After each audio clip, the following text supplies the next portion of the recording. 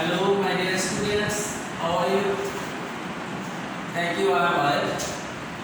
I want to say the consultation about voices. আজকে আমি তোমাদের সঙ্গে ভয়েসেস নিয়ে আলোচনা করব। আমরা জানি there are two kinds of voice, such active voice and passive voice.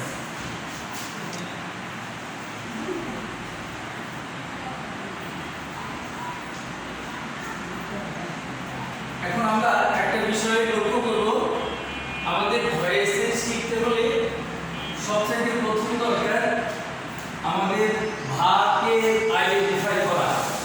আমরা ভাবকে যখন আইডেন্টিফাই করব তখন আমরা একটা বিষয়ের উপরে গুরুত্ব দেব, সেটা হচ্ছে আমরা লিখব যে আজকে কোশ্চেন।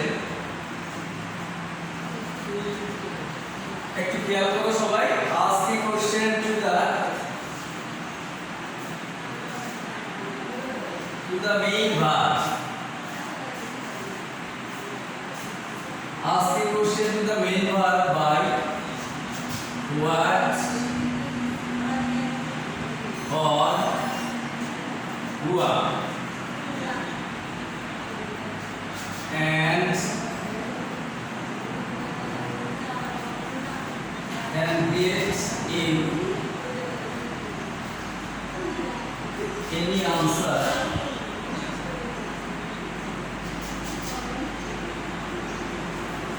must be object.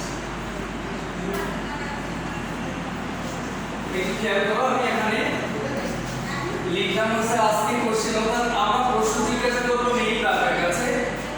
প্রশ্ন করবো কি অথবা হুয়াম কাহাকে, কি এবং কাহাকে দিয়ে প্রশ্ন করে যে উত্তরটা মিলবে, যদি উত্তরটা আসে তাহলে সেটাকে আমরা অবজেক্ট ধরবো এবং সেই সেন্টেন্সটাকেই আমরা ভয়েসেস করতে পারবো। আর যদি না হয় তাহলে তার ভয়েসেস হবে না। যেমন একটু লক্ষ্য করো, আমরা যদি একটা উদাহরণ দিই তাহলে আমরা বুঝতে পারবো বিষয়টা এরকম। মনে করো এখানে আমি একটা সেন্টেন্স লিখলাম, যদি ফোন করার সমস্যা নেই স্যার, আপনি কথা বলেন না,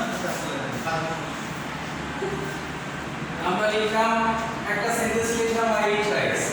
এখন আমি তোমাদের দিয়ে যে কথা বললাম যে কি এবং কাকে দিয়ে প্রশ্ন করে যদি উত্তর পাই তাহলে সেটা অবজেক্ট হবে এবং সেই অবজেক্টটাকে আমরা সাবজেক্ট হিসেবে ধরবো। এবং আরেকটা বিষয় আমরা লক্ষ্য করবো যে every subject or every object must be noun or noun equivalent, অর্থাৎ একটা সেন্টেন্সের অবজেক্ট অবশ্যই সাবজেক্ট হিসেবে বসবে এবং যদি বসে তাহলে সেটাই আমরা ভয়েসের জন্য দিতে পারি।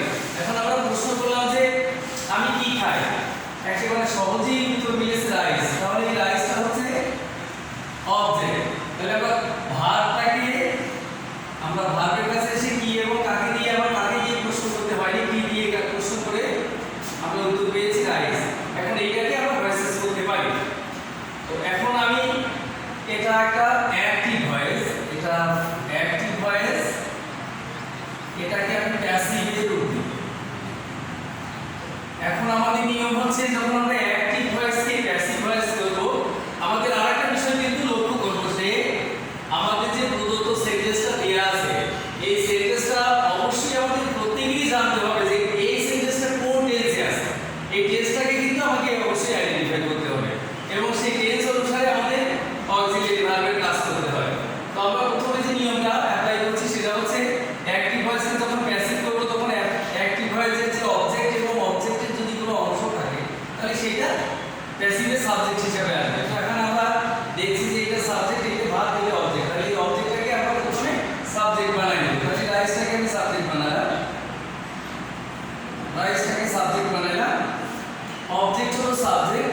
এইবার আমরা দেখছি যে এই আই রাইস এটা হচ্ছে প্রেজেন্ট টেন্সে আছে, অর্থাৎ প্রেজেন্ট ইনডিফিনিট টেন্সে আছে। প্রেজেন্ট ইনডিফিনিট টেন্সে যখন আমরা টেন্স শিখেছিলাম তখন কিন্তু বলেছিলাম যে প্রেজেন্ট ইনডিফিনিট টেন্সে কোনো সাহায্যকারী ভার্ব নেই, কিন্তু যখন ভয়েস শিখছি এখন কিন্তু আমি তোমাদের কাছে বলতে পারছি এই কথাটা যে ভয়েসে যখন করবো তখন প্রেজেন্ট ইনডিফিনিট টেন্সেরও সাহায্যকারী ভার্ব আসবে, সেটা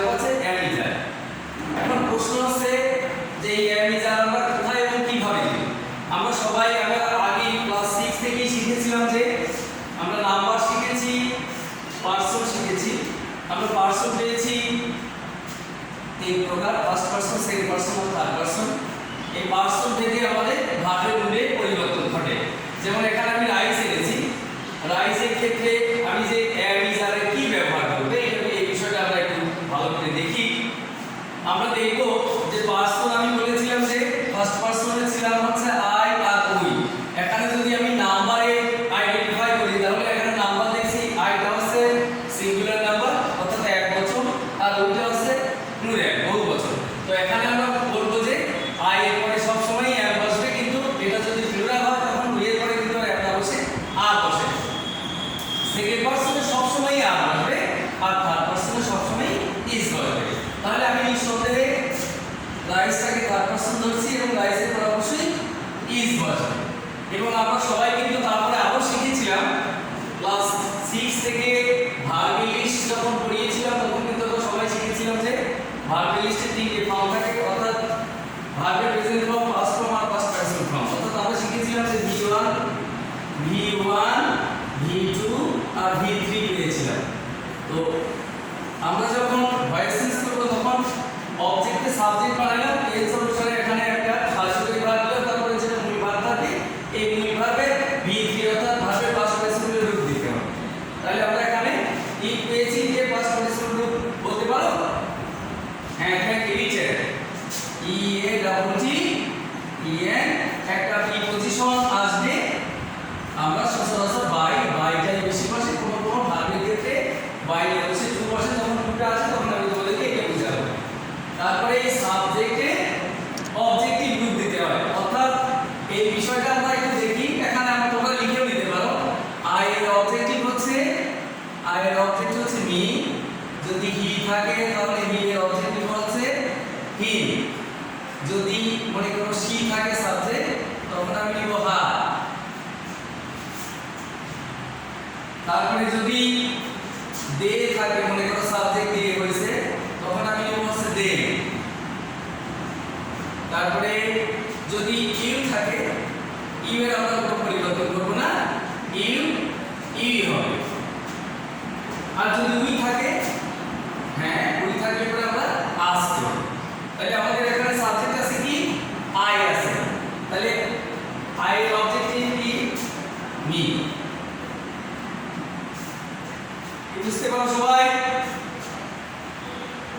আচ্ছা, আমরা আরেকটু দেখি, আরেকটু ক্লিয়ার করব। আমরা আরেকটু দেখব হচ্ছে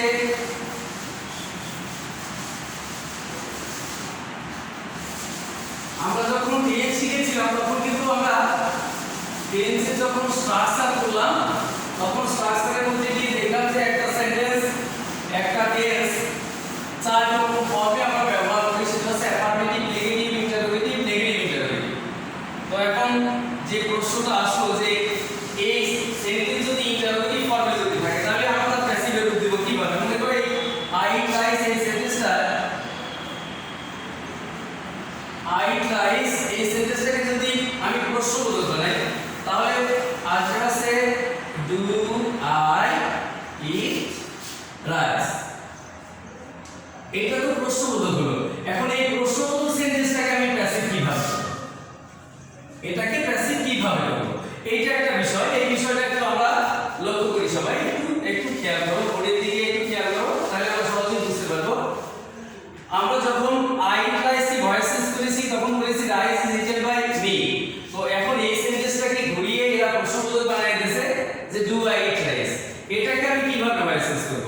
এখন একটা বিষয় আমরা লক্ষ্য করব যে যখন ইন্টারোগেটিভ সেন্টেন্স হবে তখন আমার এই শেষে গিয়ে দেখবো যে একটা নট অফ ইন্টারোগেশন চিহ্ন ব্যবহার করা হবে এবং সাহায্যকারী ভাব প্রথমে দিয়ে থাকি করে। প্রশ্নবোধক সেন্টেন্স দুই রকম ভাবে হয়, একটা সাহায্যকারী ভাব যোগে হয় আর একটা হয় ডাব্লিউএস কোশ্চেন যোগে। আমরা ডাব্লিউএস কোশ্চেন যোগে যে প্রশ্নগুলো আসবে সেগুলো পরে বুঝাবো। আগে আমরা সাহায্যকারী ভাব যোগে যে গুলো হয় আমরা প্রাথমিক যে নিয়মটা সেই নিয়মটা আমরা জেনে নিই। তো ডু আই ইট রাইস কে আমি ভয়েস চেঞ্জ কিভাবে করব? এখন আমরা তো জানি যে রাইসটা হচ্ছে অবজেক্ট। এই রাইসটা যদি অবজেক্ট হয় তাহলে এই রাইসের পরে গিয়ে সাহায্যকারী ভাব হিসাবে কি আসবে সেটাকে আমি আগে নিয়ে আসবো, তাহলে আমার সেন্টেন্স হয়ে যাবে। আমরা জানি রাইসের পরে ইজ হয়, যেহেতু এটা ইন্টারোগেটিভ সেন্টেন্স আমি এখন ইন্টারোগেটিভ রূপ দেব, তখন আমি এখন করব কি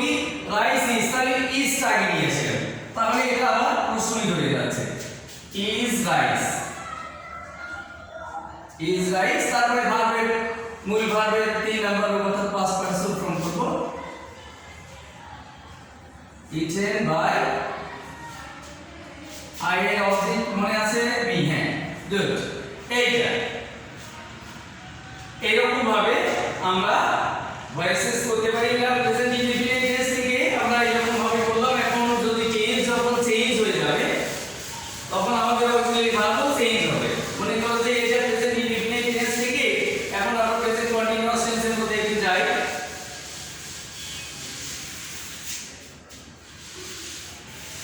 আমরা যখন প্রেজেন্ট কন্টিনিউয়াস টেন্স করব তখন কিন্তু প্রথমে আমার অবশ্যই চিন্তা করতে হবে যে স্যার যখন প্রেজেন্ট কন্টিনিউয়াস টেন্সের কথা বলছেন তখন আমাদের টেন্সের স্ট্রাকচারগুলো একটু ঝালাই করে নিই কিভাবে। হ্যাঁ, মনে পড়ে গেছে। আমরা পেয়েছি হচ্ছে প্রেজেন্ট কন্টিনিউয়াস টেন্স করতে হলে পরে যখন প্রেজেন্ট ইনডিফিনিট টেন্সের কোনো সাহায্যকারী ভার্ব ছিল না, টেন্সের কথা বলছি কিন্তু নট ভয়েস টেন্স। কিন্তু প্রেজেন্ট কন্টিনিউয়াস টেন্সের সময় আমরা সাহায্যকারী ভার্বের কথা বলেছিলাম, সেটা হচ্ছে অ্যামিজার। অর্থাৎ প্রেজেন্ট কন্টিনিউয়াস টেন্সে আমরা যখন ভয়েস টেন্স করব তখন আমরা করব যে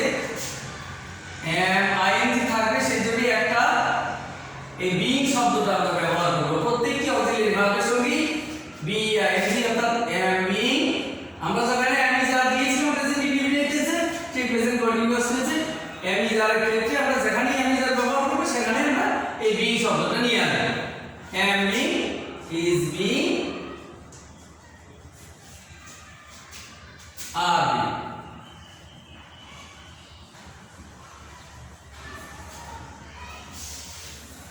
এইটা হচ্ছে প্রেজেন্ট কন্টিনিউয়াস টেন্সের সাহায্যকারী ভার্ব। এই ভার্বগুলো আমরা ভয়েস টেন্সের ক্ষেত্রে প্রয়োগ করব। তো এখন আমি প্রেজেন্ট কন্টিনিউয়াস টেন্সের একটা সেন্টেন্স আর একটা অ্যাক্টিভ ভয়েস লিখি। মনে করো এখানে একটা সেন্টেন্স লিখলাম যে I am playing cricket।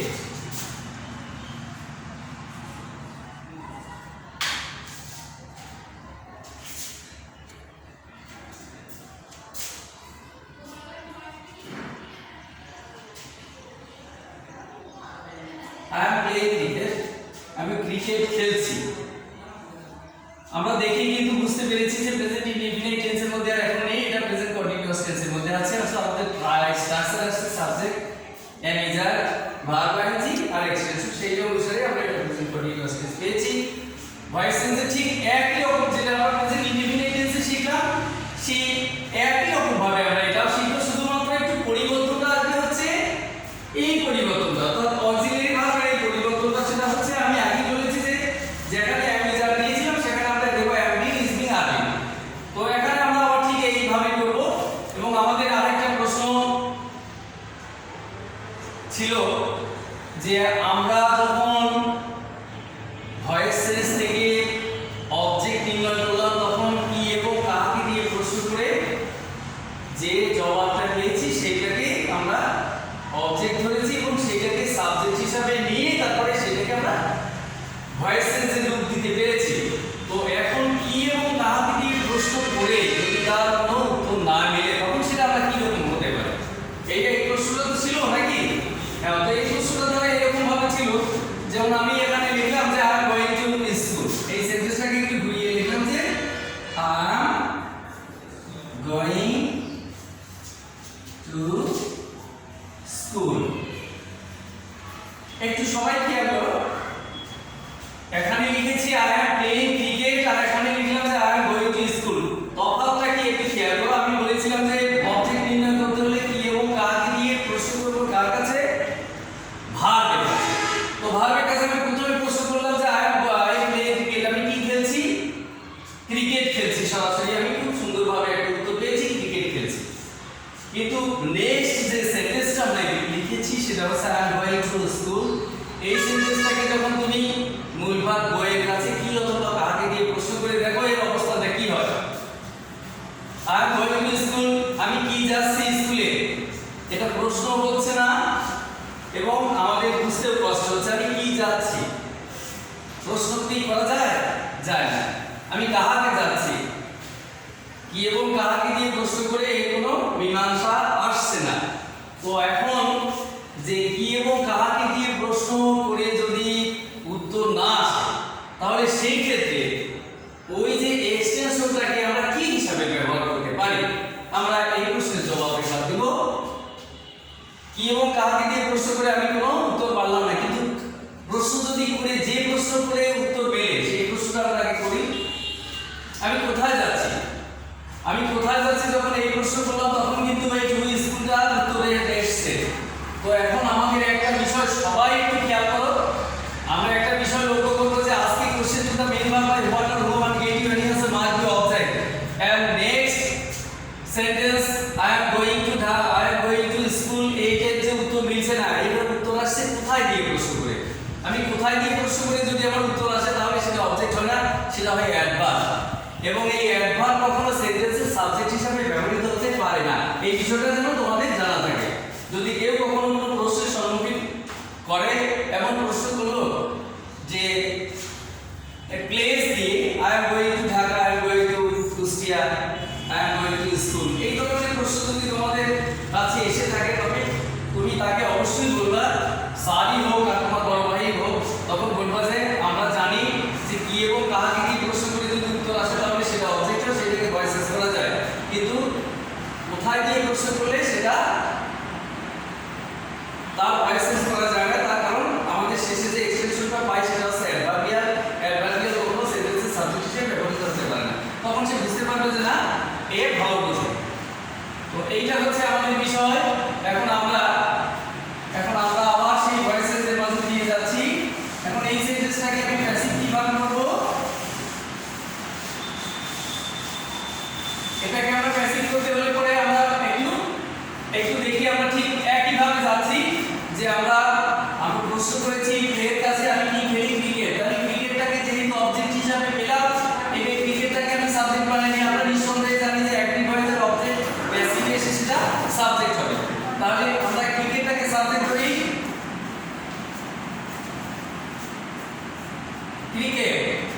Cricket আলাপ। এইবারে হচ্ছে আমাদের অক্সিলারি ভার্বের একটা খেলা দেখাবো। সেটা কি রকম, যে ক্রিকেটের পরে আমরা কি ইজারা কি দেব, আমরা এই ক্রিকেটটাকে যদি অবশ্যই থার্ড পারসন ধরেছি তাহলে ইজারা হবে। কিন্তু এখানে আমরা দেখেছি যে ইজের পরে ইজারা একা এখন বসবে না, ইজের সঙ্গে একটু মিলজুলি আসবে, সেটা বিং। এই বিং কথাটা আমরা একটু জুড়বো। তাহলে ক্রিকেট ইজ বিং। এখন আরেকটা জিনিস আমরা দেখো যে আইএনজি ফর্মের জন্য এখানে বিং কথাটা আসবে, তাহলে আইএনজি তো ক্যান্সেল হলো, থাকলো হচ্ছে প্লে। তাহলে প্লে আমরা পাস্ট পার্টিসিপল করব নিয়ে আসি। আমরা সবাই জানি প্লে পাস্ট পার্টিসিপল ফর্ম কি, প্লে, তাই না? Thank you. প্লেড প্রিপজিশন আমরা পেয়েছি বাই, আমরা আবার পেয়েছি সেই সাবজেক্ট আই, এর অবজেক্টিভ ফর্ম দিব কি, me. Clear? Thank you. Next আমরা আরেকটা সেন্টেন্স করব, সেটা হচ্ছে এই সেন্টেন্সটাকে আমরা ইন্টারোগেটিভ অথবা নেগেটিভ যে কোনো রূপে দিতে পারি। যেহেতু আমরা বলেছি যে একটা টেন্স করতে হলে পরে তার স্ট্রাকচার অনুসারে চারটি স্ট্রাকচার ওয়ার্ক করে, সেটা হচ্ছে affirmative, negative, interrogative, negative, interrogative. তো এখন আমরা অ্যাফার্মেটিভ ফর্ম করলাম। এবার আমরা যদি একটা নেগেটিভ ফর্ম করি, নেগেটিভ ফর্ম আমি এখানে তোমাদের বুঝিয়ে দিতে পারি। এখানে যদি একটা নট কথা বসিয়ে দিই, এই নটটাকে ইউজ করি, তাহলে পরে কিন্তু এই সেন্টেন্সটা আবার আমার নেগেটিভ সেন্টেন্স হয়ে যাচ্ছে। I am not playing. আমি একটা হচ্ছে আমি স্বীকার করে নিয়েছি, আর এটা হচ্ছে আমি অস্বীকার করছি যে আমি ক্রিকেট খেলছি না, এটাই তো নেগেটিভ সেন্টেন্স। তো এখন এই নেগেটিভ সেন্টেন্স যখন আমরা প্যাসিভে রূপ দিতে যাব তখন কিন্তু একেবারে সেম একই ভাবে যাবে, শুধু এখানে একটা ইজ এর পরে একটা নট নিয়ে আসবো, তাহলে আবার প্যাসিভ হয়ে যাবে। Clear? Thank you very much. আমরা আগামীতে আবার দেখা হবে। সবাই ভালো থাকো, সুস্থ থাকো, তোমাদের সুস্বাস্থ্য কামনা করে আজকে শেষ করছি।